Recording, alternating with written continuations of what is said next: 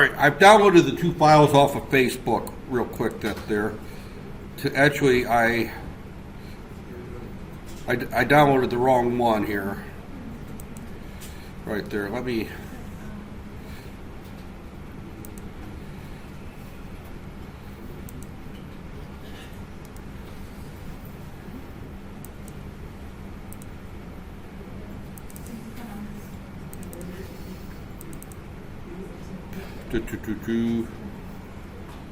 Simple counter. There's two different files in here. I'll show you the difference between two. The time delay, actually, that is not one we need for today's lab. That's one I posted yesterday by mistake. That's one for a later lab. That there. So time delay, don't worry about that for right now. So these are the two files you need. That one there, I'm going to delete that there. You need those two files placed in a directory and just call it simple counter right there. So with those two files open there, I'm going to go ahead and bring up Portis right there.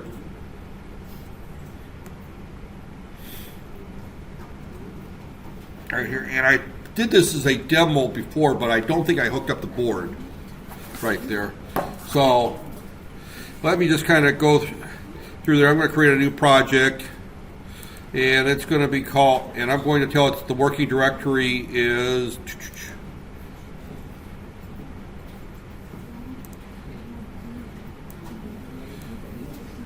right there. I'm going to point toward that directory called simple counter right there. Name of this project, simple counter.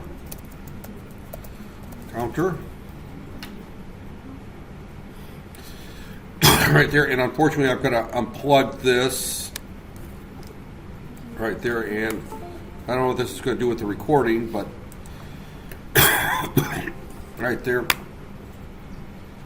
I'm going to add those two files to the project right there. I'm going to be plugging this in and out. Right there, I'm going to add those two to the project right there, and I have to, unfortunately, I'm just hitting next. It's already selected the right part and everything because that's what I'm using, so I'm just going to hit finish. So I've created the project right there at this point right there. So what I'm going to open up simple counter. This is the one I did in class just before the holiday and the midterm exam. That there. One other comment I should make, before, and I'll put it some on Facebook. Next Thursday there will be no class. That there. Next Thursday, I will be in Bali enjoying some time with my grandchildren. So that there, and I will not be thinking about anybody in this classroom during that time. That there, I will be playing with George and Anthony, the two rotten brats that my son has raised. They're sweet little kids, but they're rotten brats. That there, my son has no ability to discipline his children, so they basically just run wild and do whatever they want. That there, but they're still sweet children. That there. So, okay, this is the simple counter that we did last time, right there, and I did it in VHDL. I talked about it before in class. I've got 8 states right there, and every clock cycle, it goes from one state to the other. It's just a very simple finite state machine that goes from S0 to S7, one clock cycle at a time. We're going to be making these a little bit more complex in the next week or two, so that there. So then I opted to, in this particular case, do the even numbers right there. So I don't have to put out 0 when I'm in state 0, or I don't have to put out 1 when I'm in state 1. I can put out whatever I want. So in this particular case, I'm going to do a counter that counts 0, 2, 4, 6, 1, 3, 5, 7, and back to 0 right there. Right there. So this is a simple counter that counts the sequence 0, 2, 4, 6, 1, 3, 5, 7. It repeats. That there.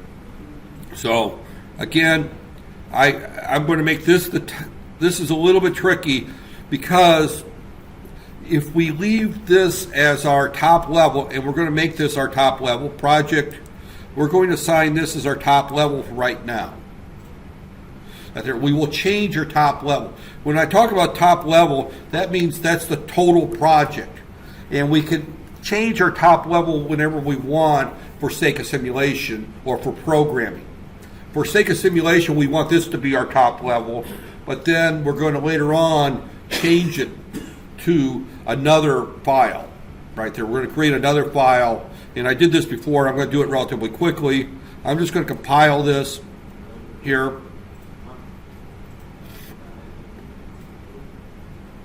Right there.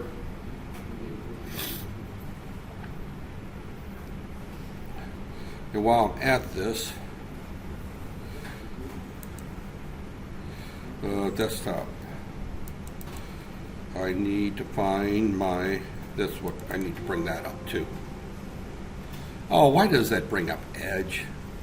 Windows 10 updated and it changed my default PDF reader to their web browser, and I hate it, but that's all right. I'll change it back later. Right there. So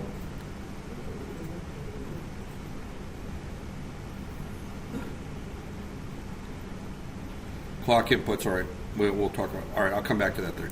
So let's go through here, and we got lots and lots of warnings, which is fine. I'm going to go ahead and create the simulation file, the vector waveform file, right there. Node finder list, and I'm just going to bring in count and clock right there, right here.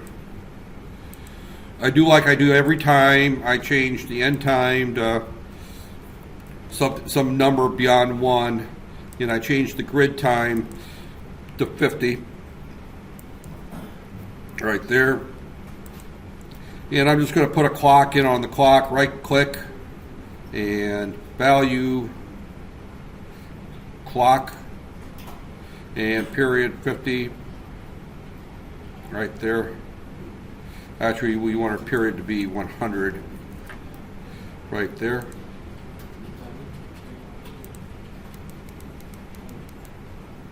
Right there. So it changes every clock cycle right there.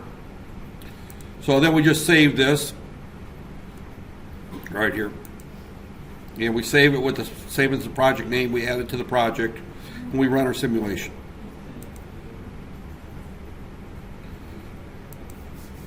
And we don't want to close it. Successful. Then we can close it.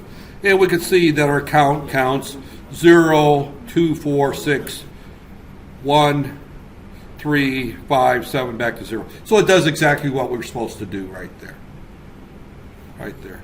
Trust me, if you were to do this, we have a couple glitches between when we go from 0 to 2, but pretty much it's pretty solid. It does a fairly good job. So now for your lab report, you want to capture this screen. Right there. You want to capture the screen, because what we're going to do next is we're going to set up the program onto the board. The problem is if I put this onto the board as it is, it's going to create all kinds of problems for me there, because the clocks on the board here, and this is why I brought this up, is that we've got 3 clock inputs onto our board. We've got clock 27, clock 50, and external clock. Well, if you look around this room, we have no function generators. That there. We can use an external clock, or we can use one of the push buttons as our clock, and every time we push a button, these buttons are not deep bounces. As I understand. So we'd have to add deep bounce to our buttons. So what we want to do is we want to use our 27 megahertz clock. But we want to see these lights turn on in a way that we can see it counting right there. Now, I'm going to extend this a little bit, and I'm going to probably do a quick modification at the end. But let's just use our 27 megahertz clock. So to do that, what we have to do is we have to go back to our project. We've got our simulation. right there. We go back and we bring this up, and we need to create a default symbol for this, just like we did when we were doing the adder, where we did the half adder and the full adder. We created a default symbol for this current file right there. So then we're going to bring up the other. Let me just close everything here. Right here. We're going to go ahead and open up the other file that I gave you, which is the div clock. And div clock there, and this is 27, that there, integer range from 0 to 25 million, right there. And what we're going to do is we're going to basically divide the clock by 25 million, right there. So 25, they'll go 25 million clock cycles and put out a 0 right there. And then, or it's, every time we reach 25 million, we invert the clock. Otherwise, we just keep counting up till we get to 25 million right there. All this does is just divides our clock down right there. This is a process. We haven't talked so much about processes. Processes act a lot like C programming. When you're in a process, you can write code that looks like a computer program. Remember I said, so if you're not inside of a process, this line would be not allowed. I can't put it into register +1 unless I'm within a process, because then it turns around and says this register right there, and this is an internal signal to that there. We haven't talked about how we would write this code, but this follows the same VHDL format. It's got one input, one output, a clock in and a clock out, and all we get is all we're doing is just dividing the clock. Every 25 million clock cycles, we're going to change our clock right there. So we do the same thing. We create a default symbol for that right there. So at this point, you guys could be just following along, or you can wait till I'm done. It doesn't matter out there. So we've created those two default symbols. Now I'm going to create a new file, and this time we're going to go back to our block schematic right there, and we're going to add a clock divider right there, and we're going to add our simple counter right here, and then we're going to add our input right there. The drawing is actually very simple for this right here.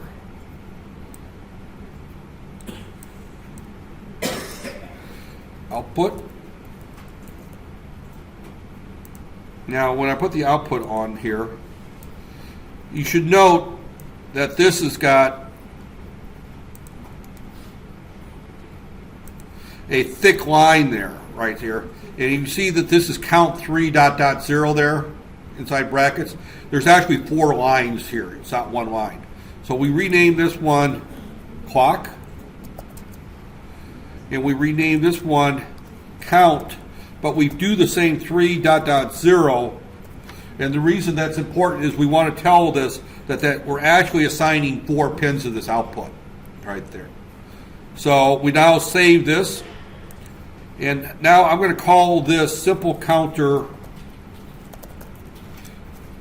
top right there. Right there. I save it, add it to the current file, and then I'm going to make this my top level entity right there.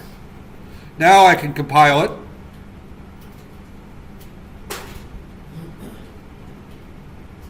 And it says some output pins are stuck at ground. I don't know why, but we'll look at that there. Oh, I know why they're stuck at ground. As our counter only goes to 7, and I got 4 pins right there. So count 4 is always going to be stuck at ground. If you go back and you look at this,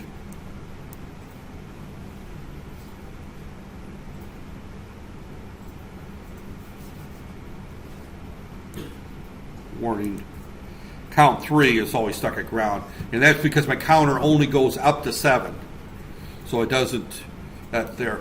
And I can change that to where that goes away. I can tell it to count to 15 that there, make it more complicated that there. But right now we're only counting to 7, from 0 to 7, so that's why it's giving me that there. So do not simulate this design. Do not simulate this design. The reason you can't simulate this design is you got to go 25 million clock cycles before anything changes. That's there. So now we can assign our pins at this point.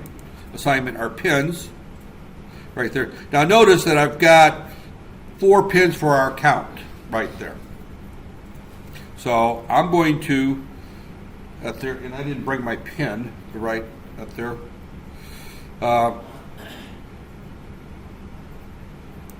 We're going to use D13 for our clock. So that comes off the chip on the clock.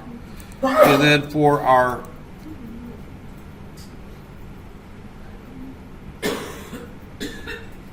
red LED, we'll assign AC22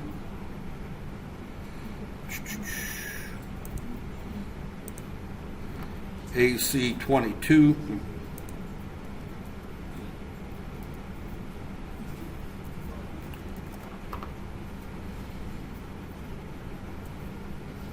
It doesn't like AC22.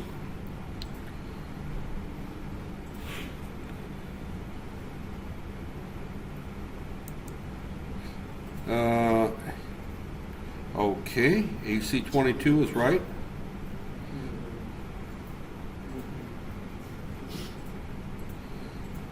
Yeah, AC22 is right.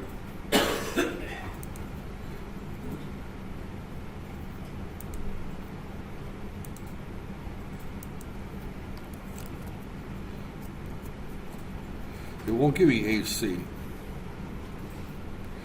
What is going on here?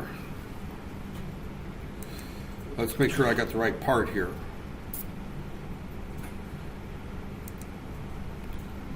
Assignment, device. Oh, this is the wrong part there. This is a Cyclone 2. Right there, specific.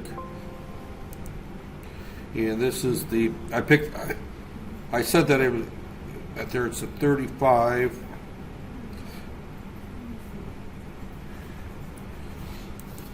F672C6N. Yep. Okay.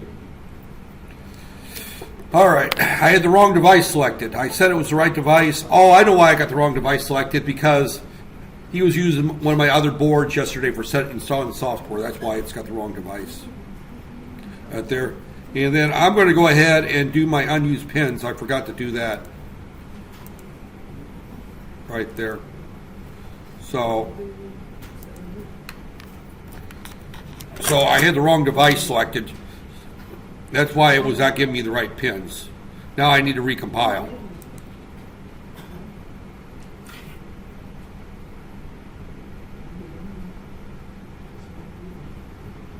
Right there. I'm sure glad that there was no AC pin, 22 pin. Uh-oh. Okay. Good thing I brought this today.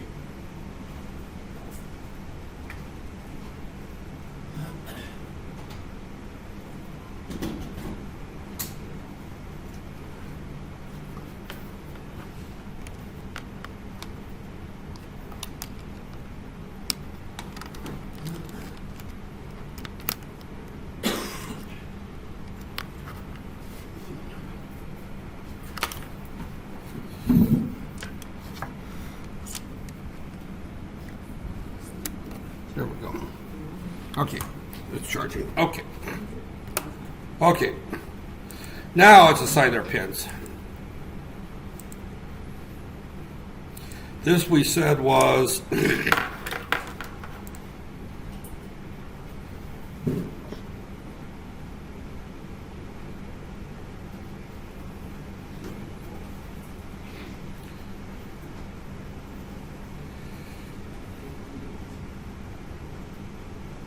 D13.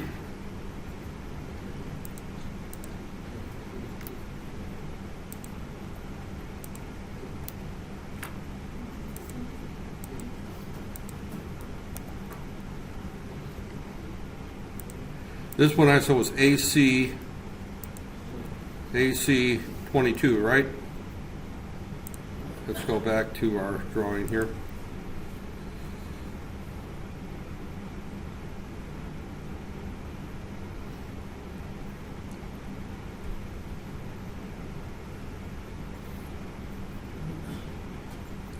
AC 23.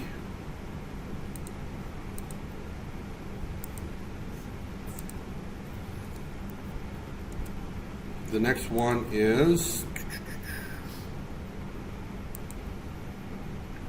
AF 23. The next one is AB 21 and AC 22. AB 21 and AC 22. AC 22. And there we go. We can close our pin planner. Recompile.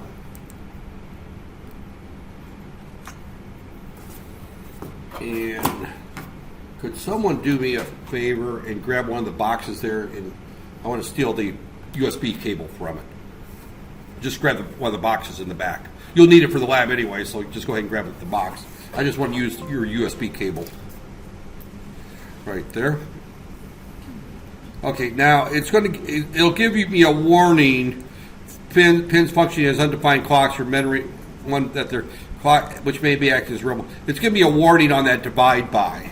We can ignore that warning because what it's seeing is I've got a pin defined as a clock, and then I'm running it through another circuit that there, and therefore I could have a ripple, but I won't because I'm using that as my standard system clock all the way through. So everything else is that there. So, all right. Take a look.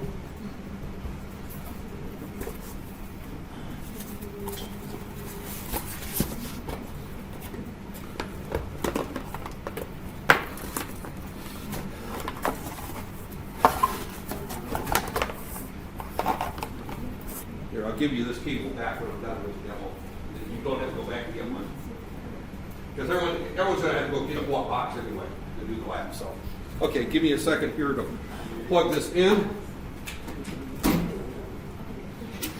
And I'll unplug mine.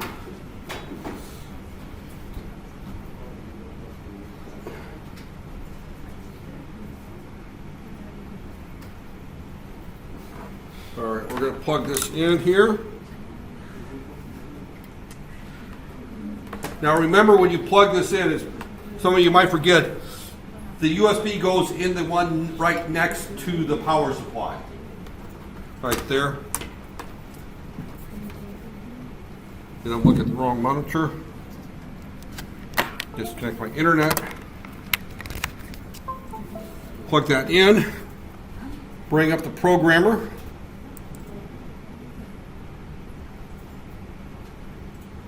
And start. And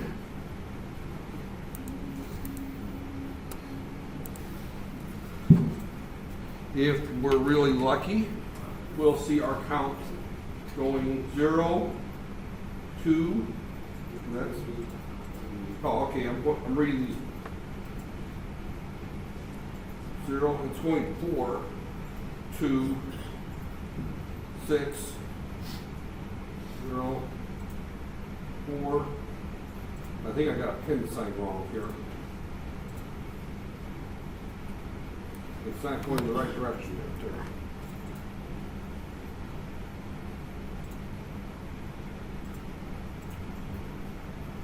Let me double check my pins. It's not counting quite right.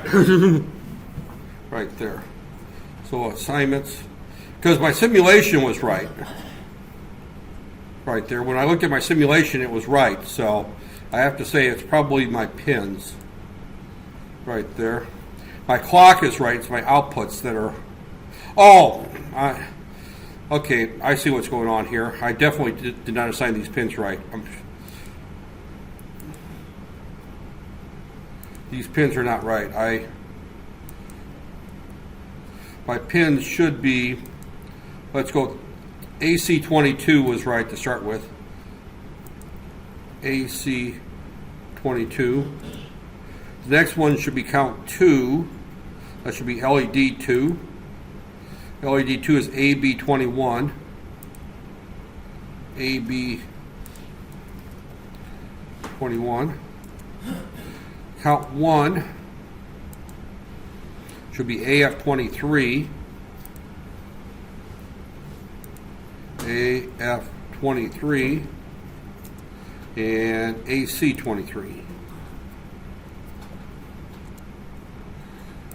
Recompile.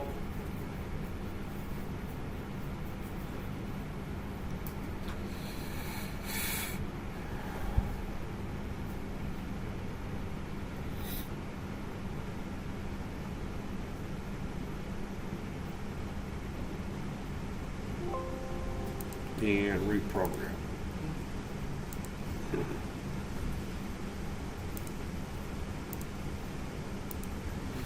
And now let's see what she's counted.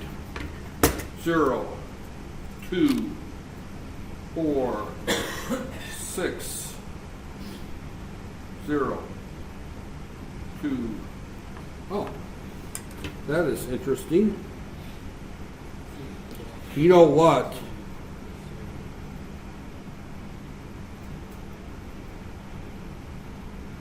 My simulation was right. 6. It's going back to 0.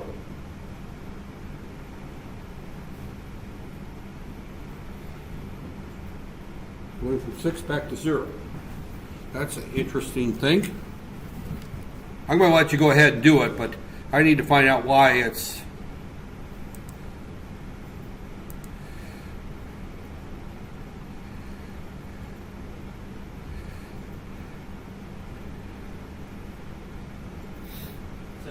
Yeah. We do it for pair or single. What's that? Pair. You can do it in a pair, yeah. I'm just basically writing these lab reports as right there. And go ahead and do this, as I've done there. I'm going to stop this recording. I'm going to turn it loose to you.